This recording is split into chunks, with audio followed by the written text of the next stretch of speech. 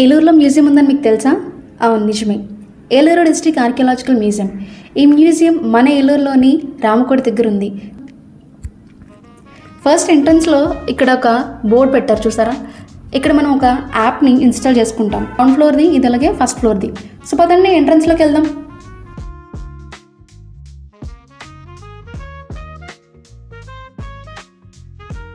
ఇక్కడ బోర్డు కనిపిస్తుంది, చూసారా?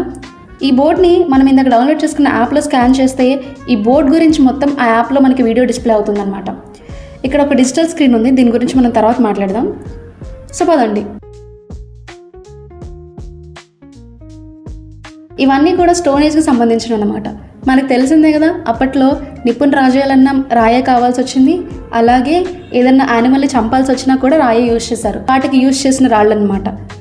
తర్వాత ఇక్కడ ఇవన్నీ వాళ్ళు యూజ్ చేసిన మట్టి పాత్రలు, అలాగే వాళ్ళు రాళ్లతో చేసుకున్న ఆర్నమెంట్స్, ఇవన్నీ ఇక్కడ ఉన్నాయి. దీని తర్వాత మరికొన్ని రాతితో తయారు చేసిన విగ్రహాలు కనిపిస్తాయి. దీంట్లో రాతితో తయారు చేసిన పాత్ర కూడా మనకి కనిపిస్తుంది అన్నమాట.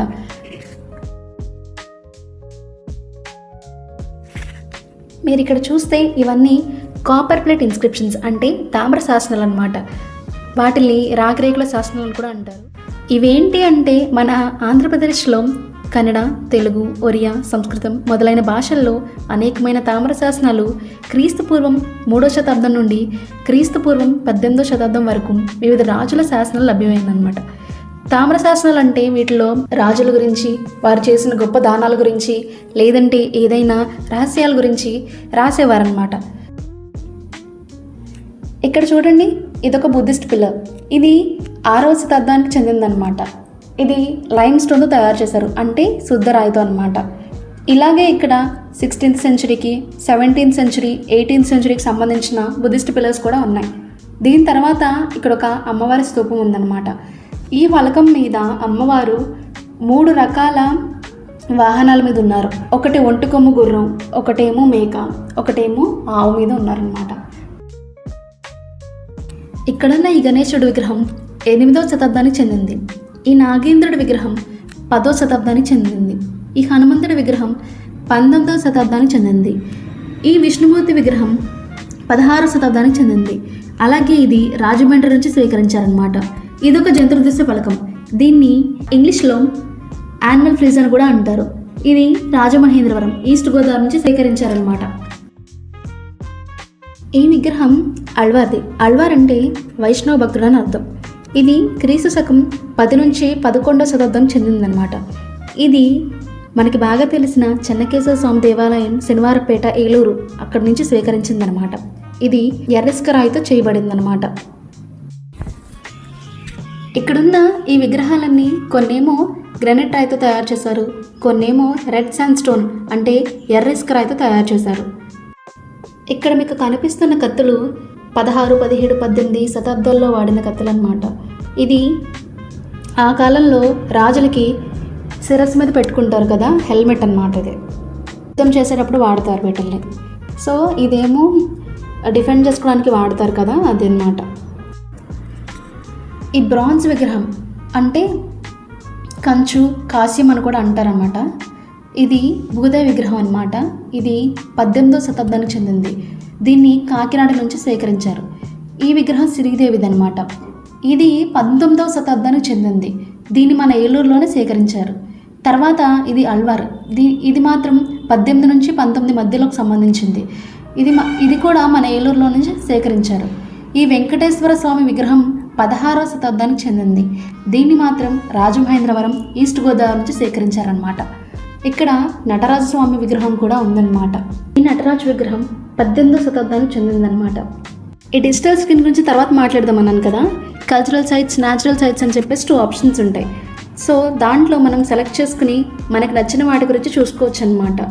తర్వాత పైకి వెళ్దాం. పైన స్టార్టింగ్లోనే మనకి శిలాశాసనాలు అంటారు, తెలుసా? అంటే మనకి గుళ్ళల్లో ఎక్కువ చూస్తూ ఉంటాం. ఇది రాతి మీద మనకి చెక్కి ఉంటాయన్నమాట అక్షరాలు. అవి సంస్కృత భాష అయినా అవ్వచ్చు, లేదా తెలుగు అవ్వచ్చు, లేదంటే తమిళ్ అవ్వచ్చు, లేదంటే మలయాళం అవ్వచ్చు.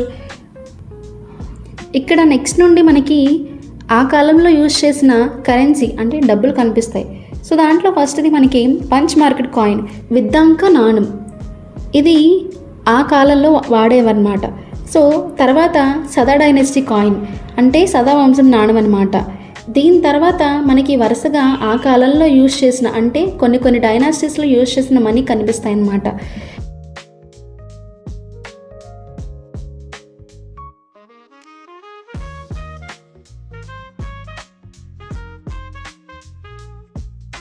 తర్వాత మనకి ఖురాన్ కనిపించింది. తర్వాత పామ్ లీఫ్ మాన్స్క్రిప్ట్స్ అంటే తాళపత్ర గ్రంథాలు అంటారు కదా, అలాంటివి కూడా ఇక్కడ స్వీకరించి పెట్టారనమాట.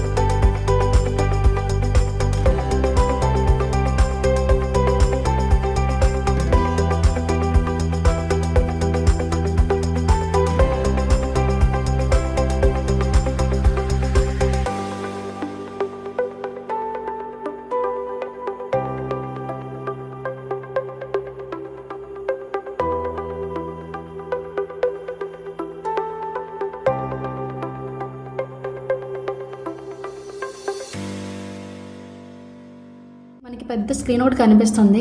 దీని మీద అక్కడ స్వీకరించి పెట్టి ఉన్న ఆయా డైనాసిటీస్ కరెన్సీస్ అలాగే అన్నీ కనిపిస్తూ ఉంటాయి. సో మనకి ఏదైనా దేని గురించి అయినా తెలుసుకోవాలి అనుకుంటే వాటిని టచ్ చేసి వాటి గురించి మనం తెలుసుకోవచ్చు. మీకు ఈ వీడియో నచ్చిందని అనుకుంటున్నాను. మరిన్ని వీడియోస్ కోసం ఛానల్ని సబ్స్క్రైబ్ చేసుకోండి. వీడియో నచ్చితే లైక్ చేయండి. మరిన్ని వీడియోస్ నోటిఫికేషన్స్ కోసం బెల్ ఐకాన్ని క్లిక్ చేయండి.